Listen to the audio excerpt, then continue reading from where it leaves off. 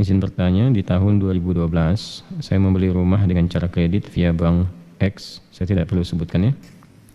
Saat itu saya belum paham dengan transaksi riba. Nah sekarang cicilan rumah tersebut masih tersisa kurang lebih 6 tahun lagi. Berdosakah jika saya tetap melanjutkan sampai cicilan selesai? Atau saya harus meninggalkan atau menjualnya? Baik. Islam itu bijak, nggak langsung tiba-tiba begini. Ini kan udah 6 tahun katanya, berarti kan berproses nih dalam perjalanan ini. Sekarang ditimbang dulu. Kalau hifdzul mal dengan hifdzul nafsi itu kuat mana? Ini ada hifdzul nafsi nih, ini ada hifdzul mal, ya kan? Baik, antara hifdzul nafsi bertemu dengan hifdzul mal, yang paling kuat yang mana? Menjaga jiwa atau menjaga harta? Paling gampangnya gini lah, mencuri itu haram nggak? Apa? Haram ya, kata orang semua mencuri itu haram kecuali mencuri hati anak bapak mertua ya. Dengan cara yang dibenarkan. Baik, semua mencuri itu haram, nggak boleh. Gimana kalau ada orang lapar, sangat lapar, yang jika dia tidak mengonsumsi sesuatu, resiko kepada jiwanya.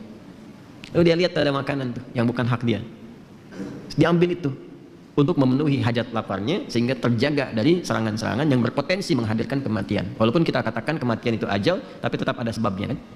Baik, apa hukumnya mengambil barang bukan punya orang lain untuk menjaga nyawa misalnya di situ? Itu ada detailnya lagi, ada detailnya. Nggak bisa langsung disampaikan boleh, ntar berapa juta orang ntar pada mencuri itu. Ya nggak bisa begitu, ada turunannya lagi. Itu pernah kejadian di masa Umar bin Khattab. Ya, saking terpaksanya dia mencuri, mengambil buah atau makanan tertentu, dan ketika akan dikisah disampaikan kisahnya, dimaafkan, ma'dzur. Ya, malah balik mengevaluasi, nangis itu. Luar biasa nih presiden nangis kan. Takut dihisab sama Allah karena ada satu rakyatnya yang kelaparan. Saking takutnya gitu. Ya, sampai kan terkenal kalimat Umar itu, kalaupun ada kambing di satu wilayah terpencil di bagian kekuasaan yang aku pegang, kemudian kakinya terpeleset aku nggak tahu, itu diistighfarin sama Umar. Karena khawatir ketika kambing itu mati, nggak bisa dikonsumsi sama yang punyanya dan menjadikan dia kelaparan. Itu sampai ke situ mikirnya. Ya, itu menurut saya sejarah Umar itu patut ditiru. Anda kalau mau jadi pemimpin tuh keluarkan tuh fikihnya Umar itu, dan itu akan luar biasa tuh, luar biasa dahsyatnya. Nah, ini yang saya maksudkan. Kenapa saya ilustrasikan itu dulu untuk menarik ke sini. Anda kalau berhenti di sini saat ini, masuk kategori darurat nggak gitu?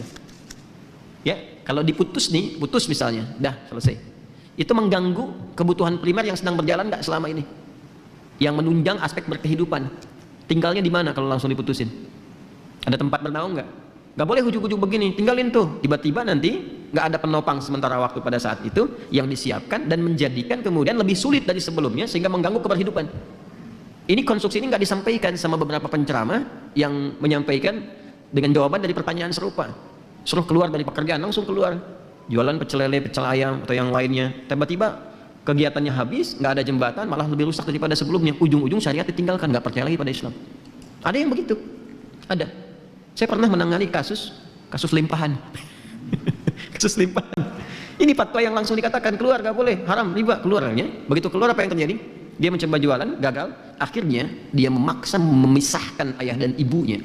Ayah yang kena Parkinson, ya, dan sudah stroke, tidak dalam kesadaran tinggi, dipaksa menceraikan ibunya, ibu sambungnya, supaya dia menguasai warisannya. Jadi begitu, karena dia memilih cara singkat dan dia menempuh yang lebih haram lagi. Jelas ya? Nah, sepakat, riba itu haram. Keluar dari riba ada jalannya. Itu yang harus dirinci. Jelas ya? Maka bagaimana rinciannya? Pertama, timbang aspeknya. Ini yang bertanya ini, lihat, udah punya jembatan belum? Kalau bisa ditinggalkan ini, ya ditinggalkan sudah. Oper cicilan, alihkan ke bentuk syariah. Kan ini bank konvensional punya syariah nih, ada juga yang syariah. Tanyakan dulu, ini solusi yang paling pertengahan. Ya, ambil, konversikan dari konvensional ke syariah. Nanti dinilai oleh syariah nih. Yang sudah berapa? Biasanya syariah itu akadnya langsung jual beli nanti.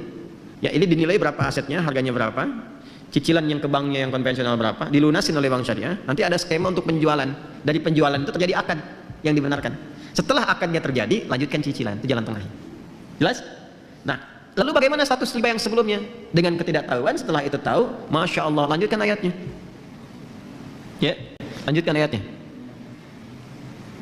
Yang ke kalimat, ya ayyuhalladzina amanu taqullaha wa dharu ma baqiya minar riba. Ada? Terus sampai ke bawah, sampai ada keterangan, falahu ma salafa wa amruhu ilallah. Ayatnya?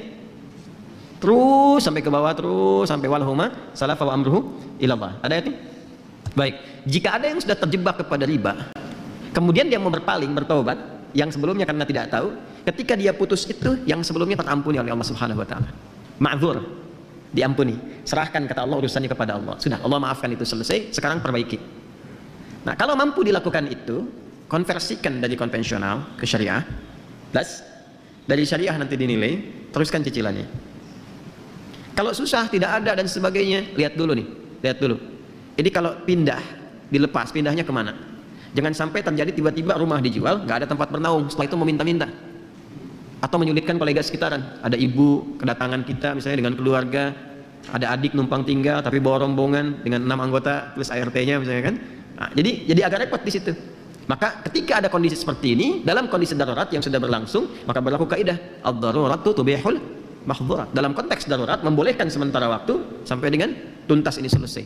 Tapi minta kemudian diakadkan supaya akadnya bisa diperbaiki, flat, ya, nggak ada tambahan kalau begini kalau begitu. Maka konsekuensinya harus berusaha untuk membayar sesuai dengan temponya, jangan sampai telat sehingga muncul kemudian akumulasi kembali yang jatuh pada hukum yang keliru di situ. Paham sampai sini? Awas, ini konteks darurat ya, jangan disamakan dengan hukum normal. Kalau bisa kemudian kita dapat alternatif, saya pengen keluar dari sini, betul-betul keluar. Oke, saya mau beli rumah kecil aja sementara, atau rumah dengan standar yang sama di tempat yang agak berbeda, ya, yang nilainya bisa lebih murah untuk dibeli, tapi keadaan rumahnya nyaman serupa gitu. Dan cukup ketika dihitung, ini kalau dijual, alhamdulillah dapat yang ini, nikmat dijalani, bebas dari riba, dan bisa diputus di sini, bisa disolusi. Kalau itu bisa dilakukan, nanti janji Allah akan mengganti yang itu dengan yang berlipat lagi. Ya, paham ya? Nah itu 3 bagian ini yang harus saya terangkan. Tinggal melihat ini yang bertanya kepada keadaan dirinya. Jelas ya?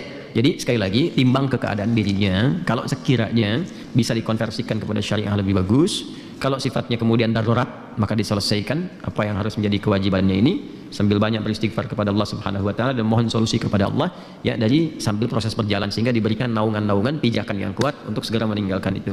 Kemudian yang ketiga, kalau ada tempat yang bisa digunakan untuk jadi alternatif, jadi pilihan lebih bagus, jalani itu. Dan jangan gengsi ya, gengsi itu hanya status kemanusiaan aja. Tetap kalau udah meninggal sama juga. Anda mau yang di komplek, orang bilang kota dengan kampung, tetap meninggal dikuburnya di mana? Tanah juga. Jelas ya? Saya kira saya sudah jawab ini ya. Jadi tinggal mengukur, dipraktekkan. Mohon izin, agama itu harus komplit disampaikan. Kalau enggak jadi bencana nantinya. Enggak bisa kita, oh ini ambigu, yang jelas aja yang mana. Yang jelas itu yang saya terangkan. Jelas ya? Yang jelas itu yang saya terangkan. Nanti pilih di mana yang paling berkesesuaian untuk kita saat ini. Itu yang ditempuh, itu jadi jembatan.